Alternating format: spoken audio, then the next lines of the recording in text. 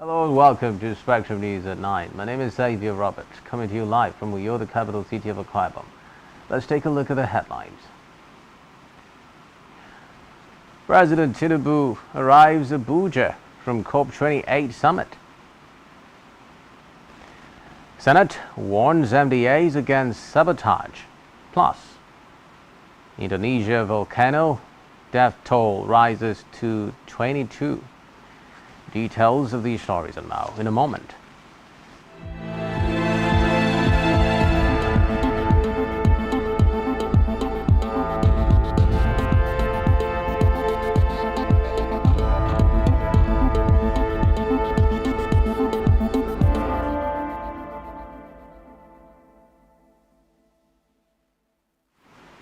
We begin the news tonight with a breaking news that has it that President Bola Tinubu this evening returned to Abuja after attending the 28th United Nations Climate Change Conference, which took place in Dubai, the United Arab Emirates, UAE. Apart from participating in the conference, the President had bilateral talks with King Charles of England, the President of UAE, and leaders of several countries and multilateral partners to concretize engagements.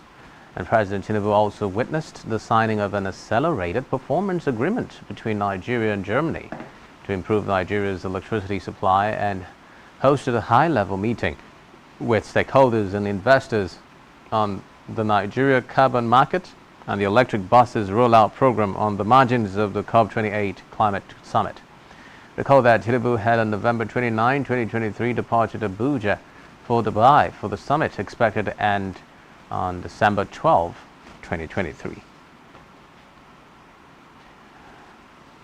Meanwhile, President Tinubu, Vice President Kashim Shettima and their aides are to spend the sum of 15.961 billion naira on international and local travels in 2024. The figure is contained in the 2024 appropriation bill, now being considered by the National Assembly.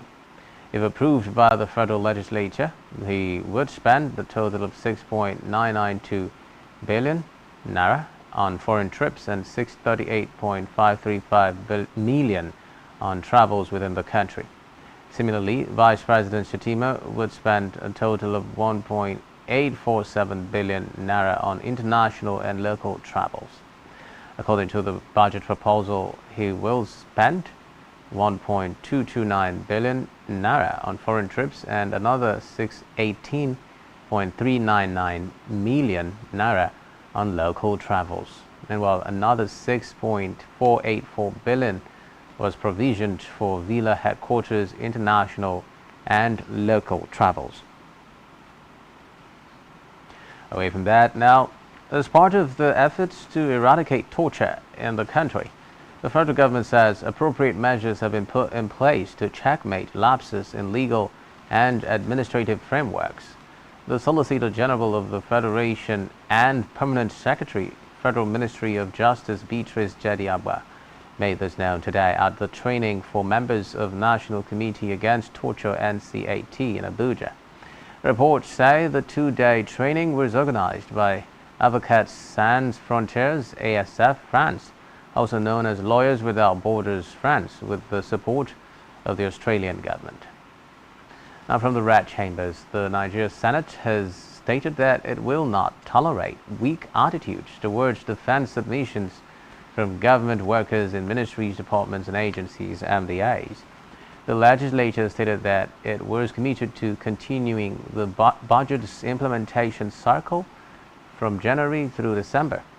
President of the Senate, Godswill Akpabio, issued the warning today in Abuja during a one-day retreat on the 2024 appropriation bill. The retreat, hosted by the Senate Appropriations Committee, is titled Budgets and Budgetary Processes Delivering Improved Outcomes of the 2024 appropriation bill. Akpabio, represented by Deputy Senate President Barau Jibril, stated that the consequences would not be palatable for any official or agency that frustrates the passage of the bill. Moving on now to the Green Chamber, where the House Committee on Hydrological Services and Hydroelectric Power Producing Areas Development Commission, has reiterated its commitment to working towards improving power supply in the country. The chairman of the committee, Pascal Abodike, made the pledge during a meeting in Abuja. He promised that the committee would exercise effective oversight over all companies under its supervision to improve the country's power generation and delivery. The lawmaker said the step would help manufacturing and other industries that required power to run properly in the country. He stated that the group would focus on hyperdeck and other hydrological service facilities throughout the country. Meanwhile, the House of Representatives Committee on Pensions has commended the Pension Transitional Arrangement Directorate (PTAD) for the successes recorded since its inception. The committee, however, urged improved service delivery. Jallo, who acknowledged the achievements of the directorate, enjoined PTAD to work harder, adding that services being rendered by the organization were of utmost importance to Nigerians. He said that the 10th Assembly would support PTAD in achieving its mandate in the interest of all pensioners and the country. In the meantime, the Speaker, House of Representatives Abbas Tajuddin, has also expressed concern over the killing of some villagers at Tudunbiri community in Igabi local government area of Kaduna State by a bomb said to have been inadvertently dropped by personnel of the Nigerian Army.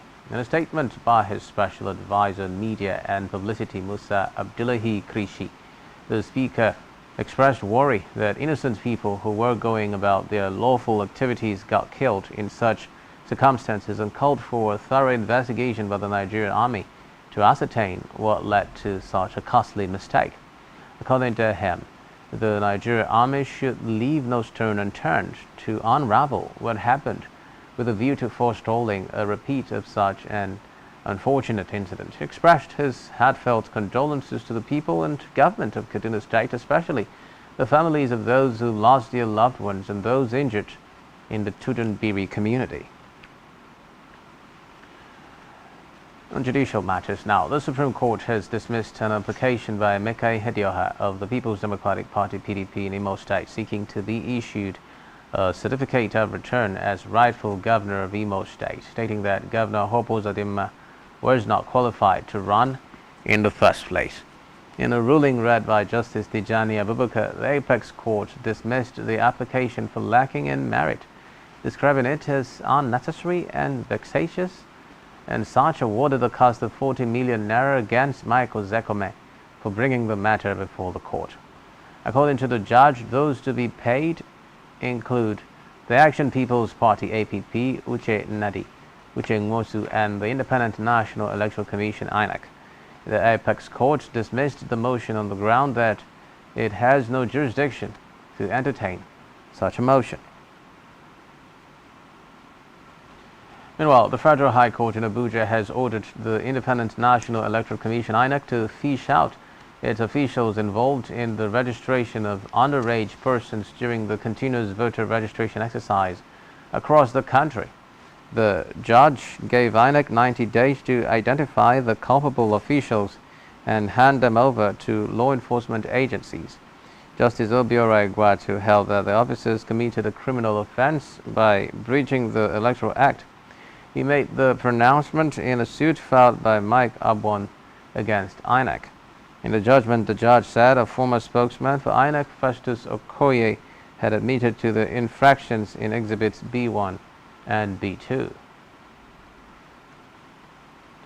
the meantime, a Federal Capital Territory High Court sitting in Buari, Abuja, today dismissed the forgery allegations leveled against the national chairman of the All Progressives Grand Alliance, Edozie Njoku.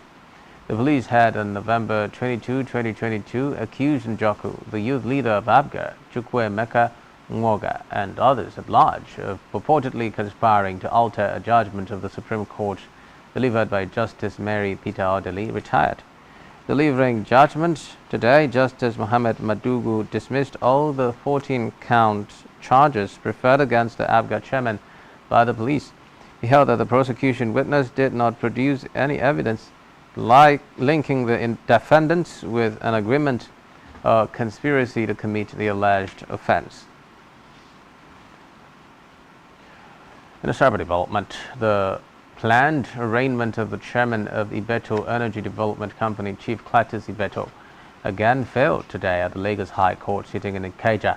This is the fourth time the arraignment has failed, as the defendant again failed to show up in court.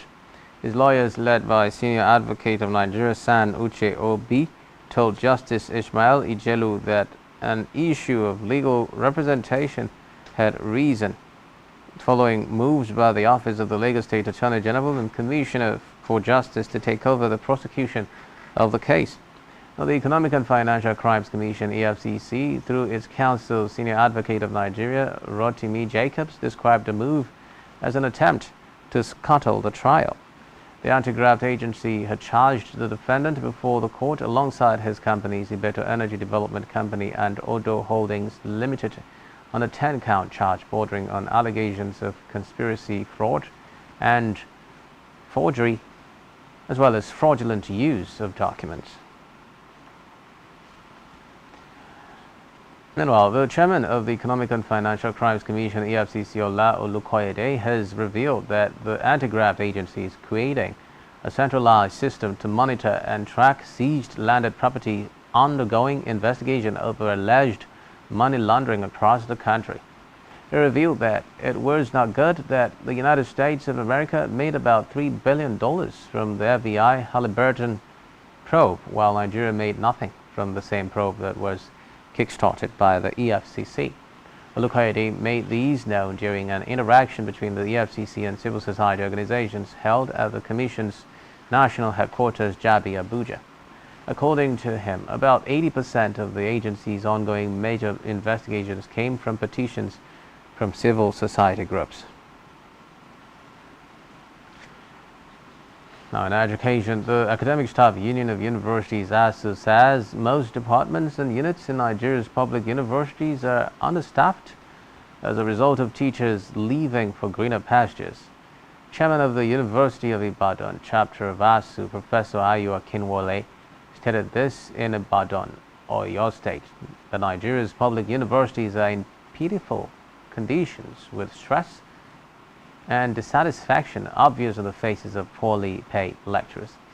In his words, he said, except President Bola Tinubu arrests the situation by reviewing the conditions of service in terms of salaries, allowances, and infrastructure, many good hands will continue to resign and leave the country. The ASU chairman said bad and delayed pay, unpaid allowances, bad infrastructure, lack of respect for the academic community, and the seemingly vanishing hope are some of the factors responsible for lecturers resigning in recent months. In another development, the National Emergency Management Agency (NEMA) has said that 85 people were killed in an airstrike by the Nigerian Army in Igabi local government area of Kaduna State, as we had reported earlier. The Northwest Zonal spokesman of NEMA, Halim Suleiman, told newsmen that 66 other victims were also injured in the bombing accident. She said the fatality figure was gotten from the local authorities after the burial of the victims. Meanwhile, the Chief of Army Staff, Lieutenant General Taurid Lagbaja, had visited Kaduna State 2 days after the incident to assess the community and condole with the families of the victims. Away from that now, the Nigerian Police Force has announced plans to begin a Go Green initiative in 2024 as a solution to aid Nigeria's transition to a low-carbon economy. The Inspector General of Police, IGP Kayode Egbetokun, said this in Dubai at a side event in the ongoing COP28 Climate Change Summit. He explained that the Go Green initiative was the Nigeria Police's carbon emissions reduction program. According to him, the Sustainable Development Project would also improve the effectiveness and capacity of the police to fight crime and preserve peace and order in the country. Egbetokun also stated that the project would contribute to Nigeria's worldwide commitment to minimizing the effects of climate change. In politics, the All Progressives Congress (APC) has inaugurated an 11-man committee to review the outcome of the November 11 governorship election in Kogi State. Speaking during the inauguration at the party secretariat in Lokoja today, APC chairman in Kogi State, Abdullahi Bello, said one of the terms of reference of the committee is to identify all cases and incidences of anti-party activities by party members and recommend appropriate disciplinary actions. Bello stated further that the committee is also to review and state clearly the roles and performances of the party members saddled with the conduct of the election before, during and after the exercise. According to him, the committee is expected to undertake a detailed review of the processes leading up to the election and how the election was executed in each local government of the state.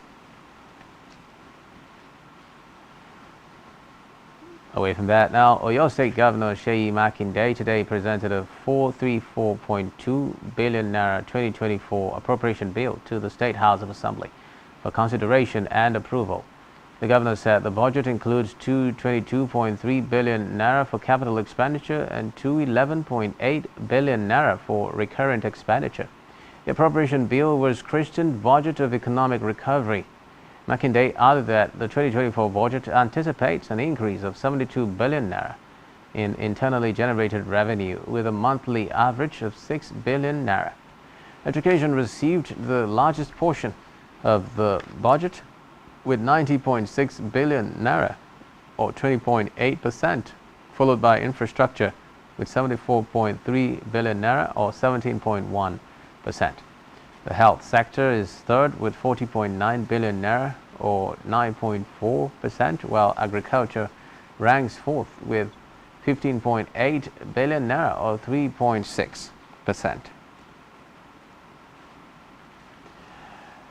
Meanwhile, the Nasarawa State House of Assembly has passed the 8.2 billion naira 2023 readjustment and supplementary budget into law.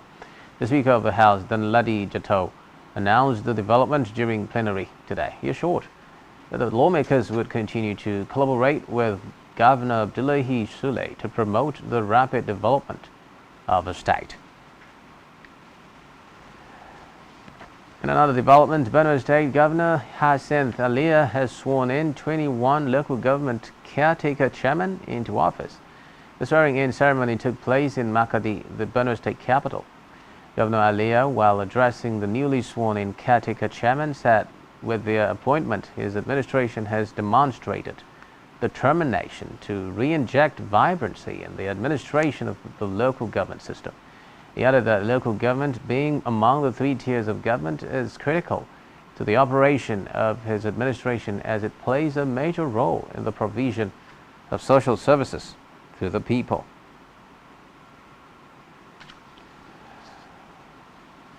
Still to come in the news. Oil extends losses to 5-month low. Do stay with us.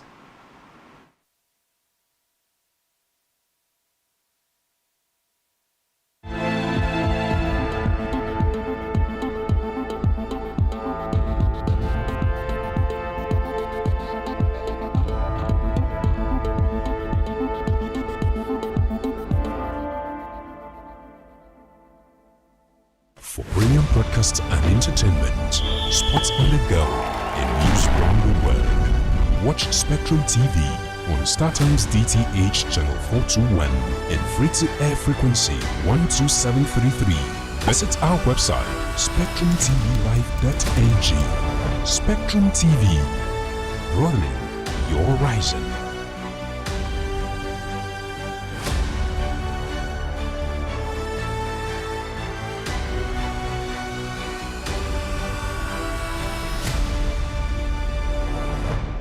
Christmas season is here again. Are you aware that making your business or products visible on a television space gives your brand a wider visibility and patronage? In the spirit of the season, Spectrum Television is offering a whopping 25% discount on all the services. Advertise your products and services while this offer lasts from 1st December 2023 to January 31st, 2024. We are a television with a passion to take your business and services on a satisfactory lane. You do not want to miss this opportunity.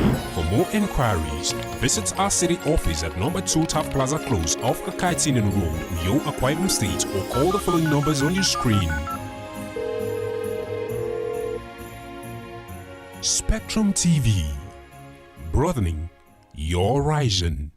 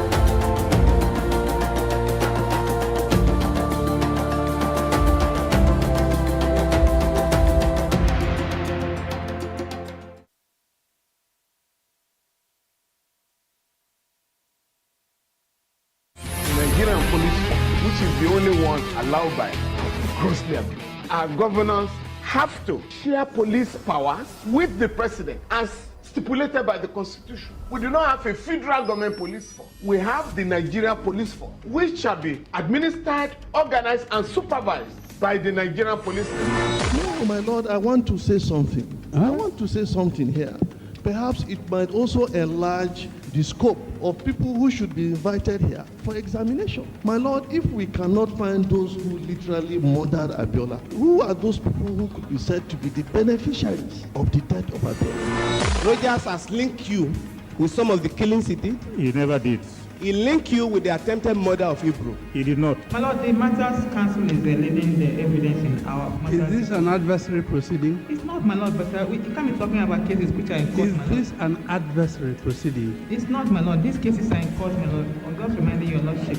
My lord, sorry, my lord, I think I'll be in cross-examination. Legally Speaking, a program that deals with legal issues and questions we face as citizens of this amazing country, Nigeria. Legally Speaking. Join us every Friday from 5 p.m. to 6 p.m. for Legally Speaking.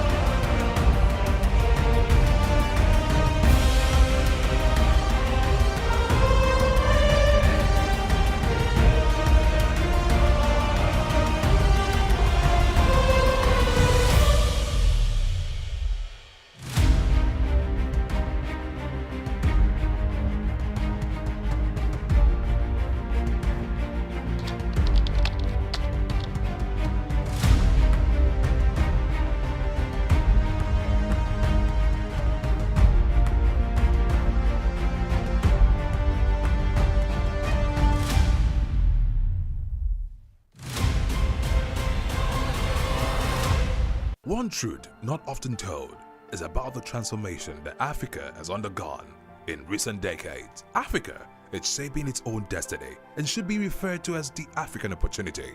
On Spotlight Africa, we paint the African picture the African way, laced with truth, detail, and the color of the African continent. Join Uyai Anyekan every Tuesday and Thursdays at 4:30 p.m. Spotlight Africa, telling the African story.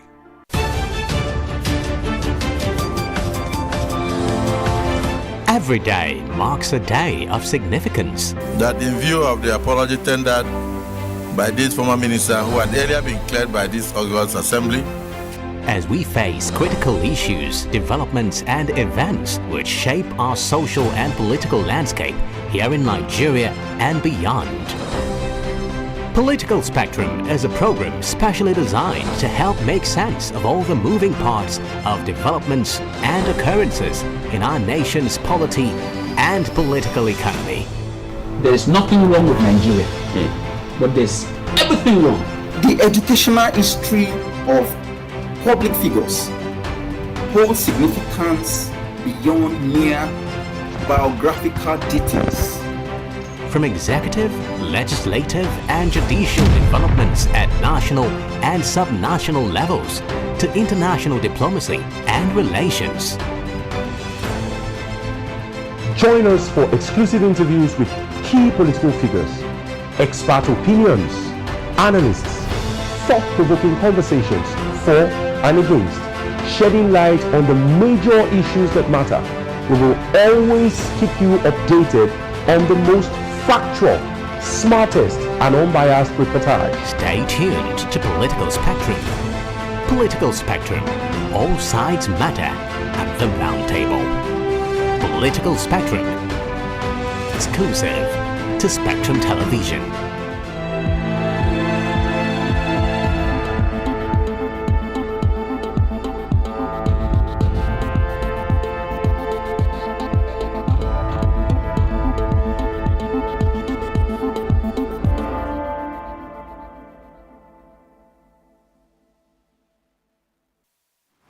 Thanks for staying tuned now to Africa, where the interior ministers of Britain and Rwanda today signed a treaty that aims to revive a plan to send asylum seekers to the East African country that had been blocked by UK courts.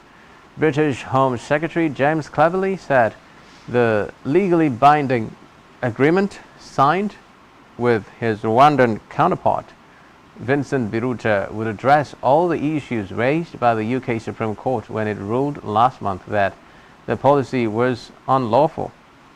Recall that the court said the plan was illegal because Rwanda is not a safe country for refugees. Britain's top court said asylum seekers faced a real risk of ill treatment and could be returned by Rwanda to the home countries they had fled. And while the treaty includes a promise by Rwanda not to send asylum seekers back to their home countries, even if their applications are refused.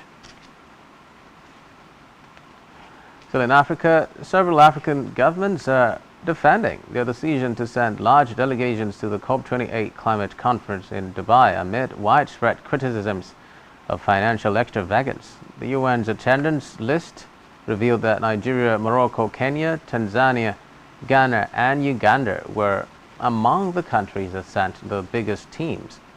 Reports say Nigeria sent 1,411 people, followed by Morocco with 823 and Kenya with 765. Many people accused the governments of being insensitive of their plight by spending huge sums of money on the delegations when they were battling to come out every month because of the rising cost of food and other basic commodities. Representatives of Nigeria and Kenya said that many of the delegates on their lists were not publicly funded, as they were representing the media, civil society organizations and private institutions. In a related development, some Namibians have been outraged after learning that President Hage Geingob's first 4 children joined the government's delegation to the COP28 climate summit. They were among 6 of the president's family members listed as part of Namibia's delegation in Dubai. President Geingorb's office has confirmed his children traveled to the city but denied claims that their trip was state-funded. The office did not say how other family members were paid for. According to the Namibian presidency posted on X on Monday, President Geingob and Madame Geingorb's First Lady paid for the flights and accommodation expenses of their children. Elsewhere, a court in Mauritania's capital, Nouakchott, has jailed former President Mohamed Ould Abdel Aziz for 5 years. The court found Aziz guilty of money laundering and abusing his position to illegally enrich himself. The court also ordered the confiscation of his illegally acquired assets, but acquitted him on the other charges. Aziz, aged 66, was elected president in 2009 after toppling President Sidi Ould Cheikh Abdullahi in a coup and went on to lead Mauritania until 2019. Reports say he had been on trial since January, alongside 10 other prominent figures, including 2 former prime ministers and former ministers who served in his administration. They had been charged with several offenses, including abuse of power, money laundering, and illicit enrichment, including influence peddling. Meanwhile, M23 rebels say they will reoccupy areas that are being vacated by a regional force in the troubled Eastern Democratic Republic of Congo. Reports say a Kenyan contingent of about 300 soldiers was the first to leave their positions in Goma, the capital of North Kivu province. Recall that the troops were deployed in the region about a year ago at the request of DR Congo's government in the hope of containing the resurgent M23 rebel group. But the government has since criticized the East African force and ineffective and has refused to renew its mandate. Meanwhile, the ceasefire agreed to last month has been ignored, leading to fresh fighting. So in Africa, Niger's military leaders have said that they were ending 2 European Union EU security and defense missions in the country after agreeing to strengthen military cooperation with Russia. The Nigerian Foreign Ministry said it was ending the agreement between Niger and the EU regarding the Niamey-based civilian capacity building mission called UCAP Sahel Niger. The mission, launched in 2012, supports Niger's internal security forces, authorities, and non-governmental actors.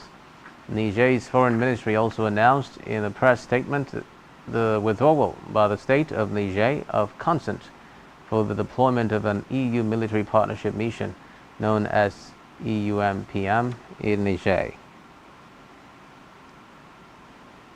Elsewhere, death toll from flooding and landslides in northern Tanzania has reportedly risen to 63.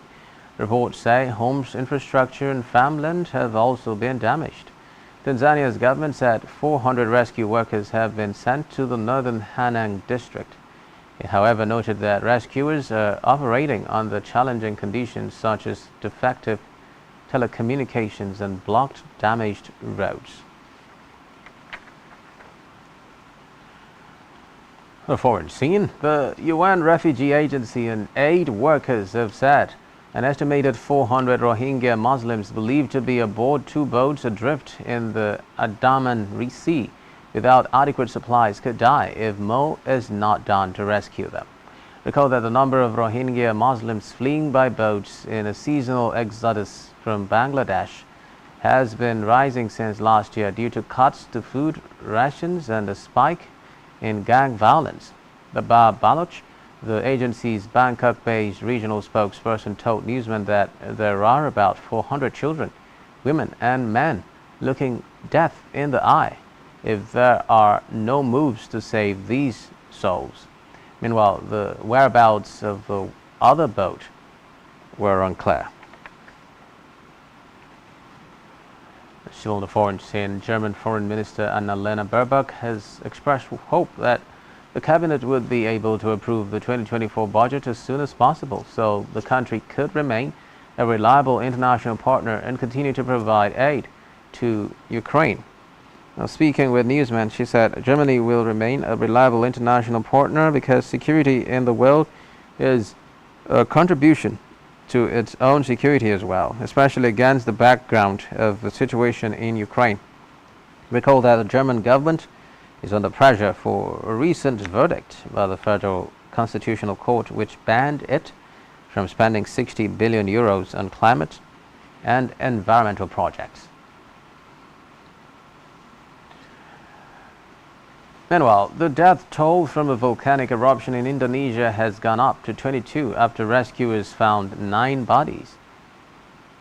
bodies. The reports say the search for the 10 missing hikers on Mount Merapi resumed today after being paused due to safety worries.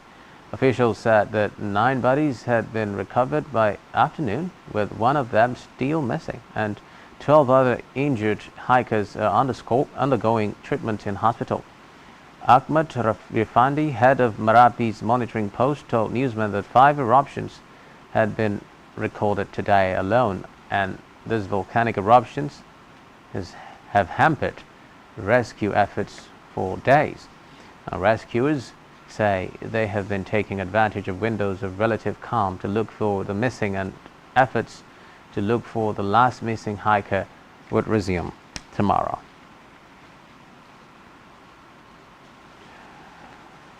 In the meantime, the Kremlin has announced that President Vladimir Putin will visit Saudi Arabia and the United Arab Emirates on Wednesday, as Moscow courts allies abroad despite being isolated over the Ukraine conflict. It said Putin has limited his international travel since deploying troops to Ukraine, and the International Criminal Court (ICC) issued an international arrest warrant for Putin on the war crime accusation of unlawfully deporting Ukrainian children. The Kremlin spokesman Dmitry Peskov told reporters that the Russian leader would discuss bilateral relations, the conflict between Israel and Hamas, and international politics. The foreign scene lawyers for Prince Harry today began a legal challenge over his security arrangements in the UK after he quit frontline royal duties and moved to North America. The case about his loss of UK taxpayer-funded protection is the latest in a string of court proceedings initiated by Harry, whose father is King Charles III. Harry is taking legal action against the UK Interior Ministry over a February 2020 decision by a committee that deals with the security of members of the royal family. The Duke of Sussex, as he is formally known, had been told he would no longer be given the same degree of personal protective security that he previously enjoyed.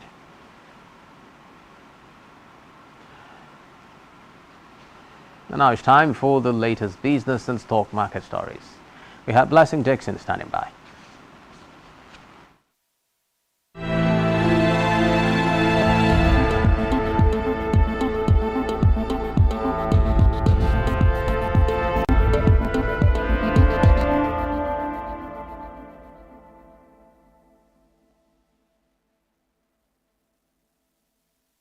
Thank you, Xavier Robert. Good evening. It's another business day and my name is Blessing Dixon.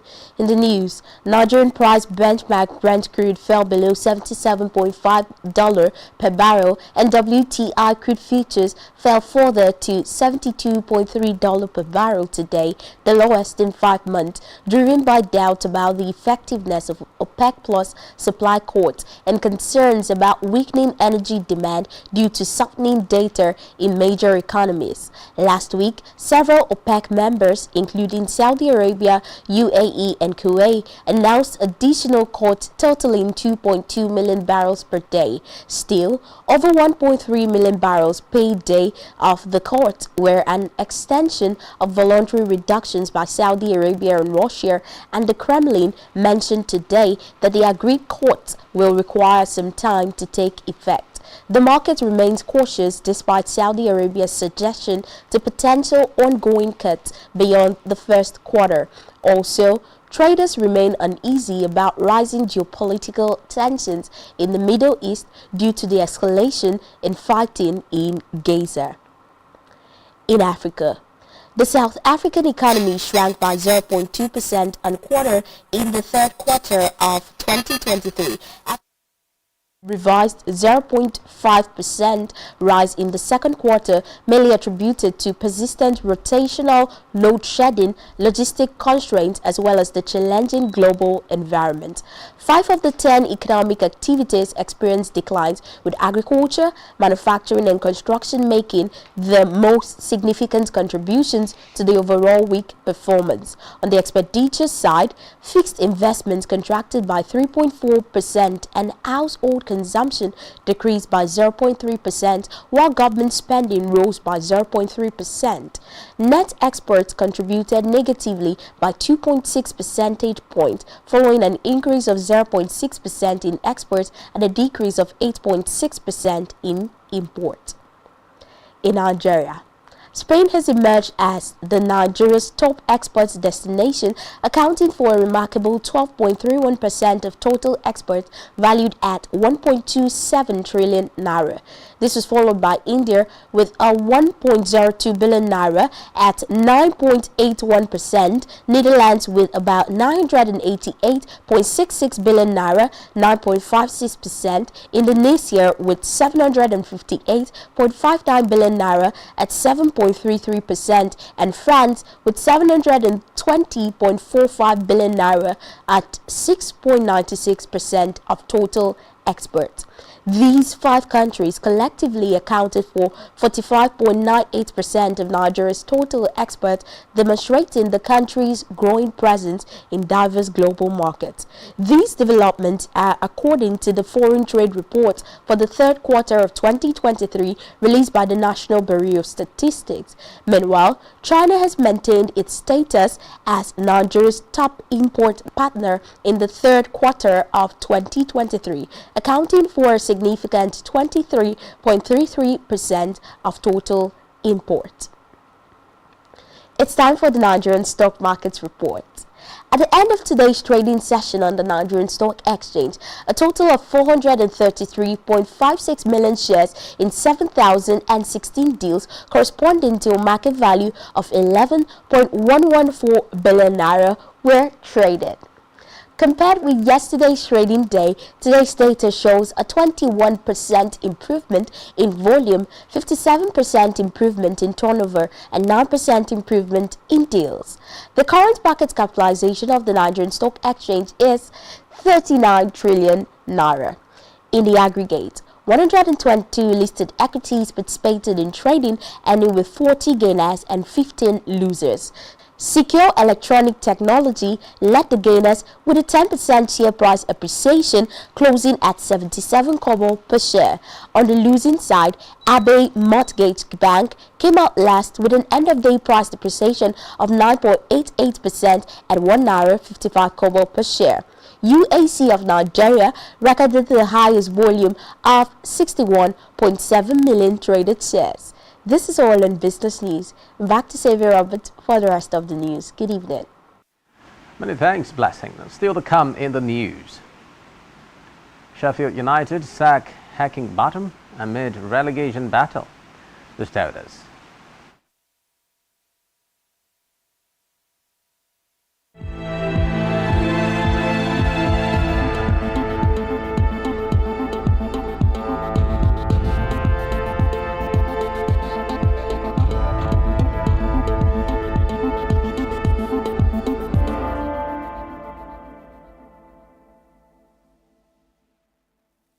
Thanks for staying tuned as we head on to the health stories we're tracking for you at this time. Now, the World Health Organization (WHO) has lamented that more people are coming down with malaria despite expanding access to preventive medication for the disease.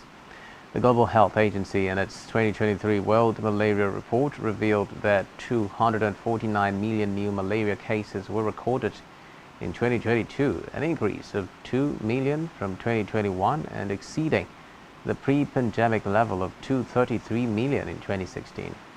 The report, which delved into the link between climate change and malaria, highlighted the behavioral changes and increased survival rates of the Anopheles mosquito through rising temperature, humidity, and rainfall. According to the report, extreme weather events such as heat waves and flooding can also directly impact transmission and the disease burden. Still in health, radiologists in Nigeria have been advised to guard against leakages of patients' information to prevent litigation. The coordinating Minister of Health and Social Welfare, Professor Mohammed Pate, while speaking in Abuja at the 6th Annual General Meeting and Scientific Conference of the Association of Radiologists in Nigeria, ARIN, and 60th Annual General Meeting of the Association of Radiologists in West Africa, emphasized that challenges impeding data security must be addressed. The minister, who was represented by the Director of Hospital Services, Dr. Jimo Salodin, assured that the ministry is committed to continuing collaboration with ARIN, stressing that leakages of patients' information must be guarded against seriously with every sense of responsibility. On his part, the national president of ARIN, Professor Sule Saidu, called on the federal government and other stakeholders to increase commitment to the improvement of service delivery, training, and research in healthcare to ensure global best practices. He stressed that the government's commitment to improving the health sector would help to curtail medical terrorism abroad and brain drain. Let's head over now to Tibet David for latest sports stories.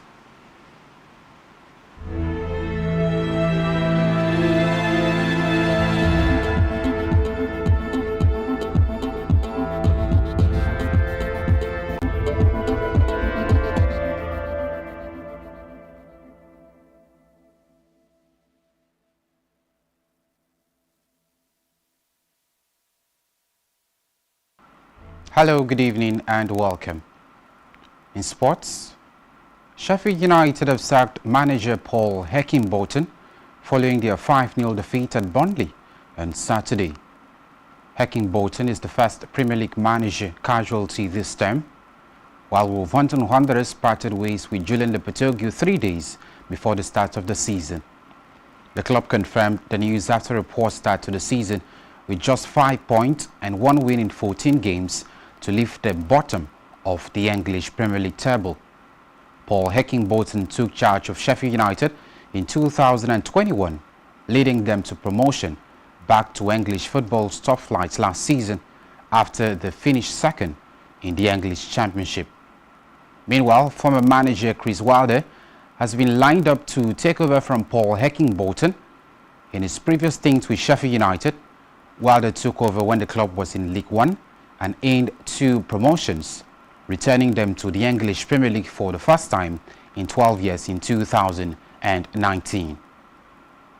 Moving on, Jude Bellingham collected the 2023 Golden Boy Award for Europe's Best Under-21 player yesterday, receiving a record-breaking 485 of a possible 500 points from the jury. The Real Madrid midfielder has had a flying start to life at the Estadio Santiago Bernabeu, scoring 15 goals in his first 16 league games after joining from Borussia Dortmund. He received the prize at a ceremony organized by its founders, Tuttosport, in Turin. Bellingham is the first Madrid player to win the award, which has been handed out since 2003. He follows Barcelona's midfielder Gavi, who won it in 2022, and Pedri, who won it in 2021. Bayern Munich's Jamal Musiala came second in this year's poll. Barcelona Lamine Yamal came third. RB Leipzig Xavi Simons finished fourth, and Paris Saint-Germain Warren Zaire-Emery came fifth with 56 points. Meanwhile, Real Madrid and Colombia forward Linda Caicedo won the 2023 Golden Girl Award. It means a lot. I'm very grateful to be honoured for the performances of this year. I'm glad people have enjoyed them, and most importantly, just really grateful for everyone that's helped me along the way, especially in the last year, particularly here in Madrid. You know, the support's been immense, and just want to thank everyone, players, staff, the manager. Thank you very much for helping me. Finally, from the home scene, the Nigerian Premier Football League have issued a practice directive to clubs on dress codes for the technical crew and players. Katsina United was found to have flouted the code during their match day 11 fixture in Lagos against Sporting Lagos. Katsina United has been ordered to pay 1 million naira for the inappropriate display of the player's name and numbers, while the kit's manager, Masudu Lawal, received a 1-year ban from all MPFL activities for improper conduct. In the aftermath of fans' unruly conduct in another match day 11 fixture, Gombe United will find a total of 7 million naira and 1 match stadium ban to fans for breaches ranging from disruption of match by fans throwing objects onto the field of play to disruption of live broadcast of the match and failure to provide adequate and effective security. The MPFL board further warned clubs to violate from violation to avoid heavy sanctions. And that's all we have for you in sports this evening. I am Mutabe David. Many thanks, Mutabe. Now on entertainment news, American actress Sheryl Lee Ralph and her politician husband Vincent Hughes are reportedly moving in together after almost 20 years of marriage. According to reports, the Dreamgirls star decided to live under the same roof as her longtime partner Vincent Hughes full-time. Reports say the two were reportedly navigating a bi-coastal relationship, with Sheryl's work keeping her in LA, while Vincent's responsibilities tie him to Philadelphia. It was announced that Sheryl will be moving to Philadelphia and will travel to Los Angeles to work. Meanwhile, Sheryl and Vincent, a Pennsylvania state senator, have been married since 2005. Still on entertainment news, American rapper Cardi B and her husband, rapper Offset, have outfollowed each other on Instagram, fueling speculations of a rift between them. Reports say this comes after Cardi B posted 2 cryptic messages on her Instagram story discussing the importance of self-focus and outgrowing relationships. The posts immediately got fans worried about the state of her 6-year-long marriage to the former Migos rapper Offset, who also shared a couple of cryptic posts.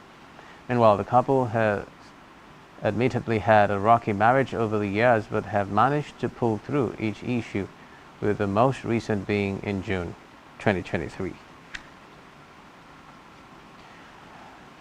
Still on entertainment, French disc jockey and record producer David Guetta has likened Nigeria's Irish star to the new version of Barbadian-American superstar Rihanna. Speaking in a recent interview, Guetta said when people speak about Irish star in the industry, that a lot of people see her as the new Rihanna because she comes with a vibe that is very specific because of where she is coming from and has the potential of crossing over into different cultures. Speaking further, the Frenchman said Irish star's music is unique and has the potential to attract a global audience. Meanwhile, David Guetta recently worked with Irish star and American rapper Lil Durk on his latest song, Big Fool. And lastly, on entertainment tonight, popular Yoruba actress Bishola Badmus has recounted her battle with a brain disease called encephalopathy.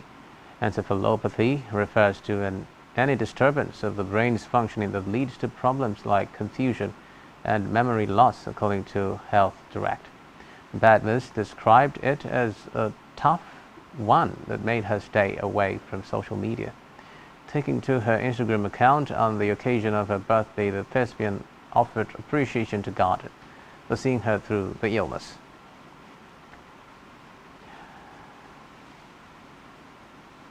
And that's all we have for you at this time. Do ensure to follow us on social media and subscribe to our YouTube channel, all of which you can find on our website, spectrumtvlive.ng.